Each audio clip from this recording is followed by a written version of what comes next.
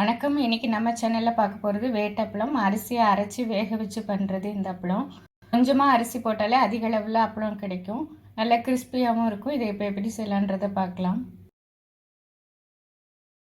ஒரு கப் பச்சரிசியை நல்லா கழுவிட்டு 5லிருந்து 6 மணி நேரம் வரைக்கும் ஊற வச்சு எடுத்துக்கணும். 1 ஸ்பூன் ஜீரகம், தேவையான அளவுக்கு உப்பு கொஞ்சம் கம்மியாக சேர்த்துக்கிட்டாலே போதும், காயும் போது சரியாயிடும்.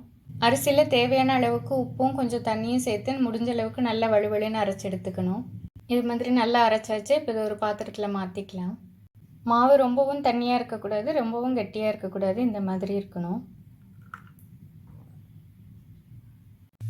அரைச்ச மாவில் கொஞ்சமாக வாசனைக்காக ஜீரகம் சேர்த்துக்கலாம். இதை பிளெயினாகவுமே செய்யலாம்.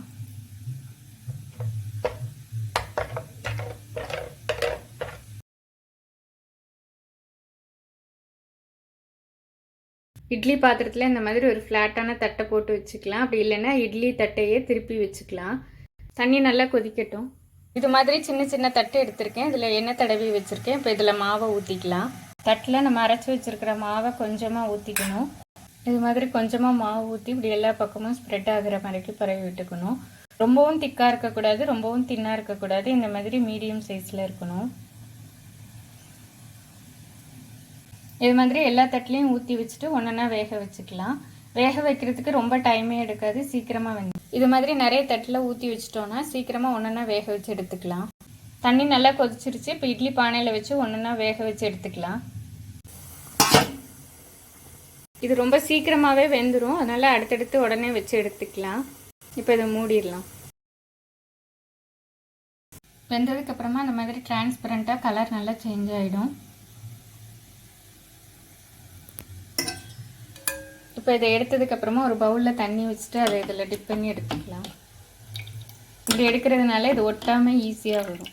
இப்போ ஒரு நைஃபால் இந்த மாதிரி இந்த கார்னரில் நம்ம எடுத்து விட்டுட்டோன்னா ஈஸியாக எடுக்க வந்துடும்.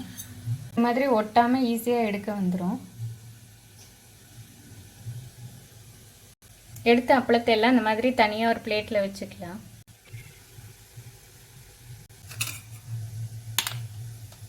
சின்ன தட்டாக இருந்ததுன்னா இந்த மாதிரி ஈஸியாக எடுக்க வந்துடும். வேக வச்சு எடுத்த அப்பளம் எல்லாத்தையும் இந்த மாதிரி நல்லா ஃபேன் காற்றுல காய வச்சுக்கலாம். வெயில் காலத்தில் ஒரு 2-3 மணி நேரத்துலேயே இது காஞ்சிரும். வேட்டப்பளம் ரெடி ஆயிடுச்சு. 4 மணி நேரத்துலேயே இது காஞ்சிருச்சு. நல்லா வெயில் அடிக்கிற நேரமாக இருந்தால் 2 மணி நேரத்தில் கூட இது நல்லா காஞ்சிரும். பொரிச்சதுக்கப்புறமா இந்தளவுக்கு நல்லா பெருசாக கிறிஸ்பியாக வரும். இதை நீங்களும் ட்ரை பண்ணி பாருங்கள். இந்த வீடியோ உங்களுக்கு பிடிச்சிருக்குன்னு நினைக்கிறேன். இதே மாதிரியான இன்னொரு வீடியோவில் உங்களை சந்திக்கிறேன்.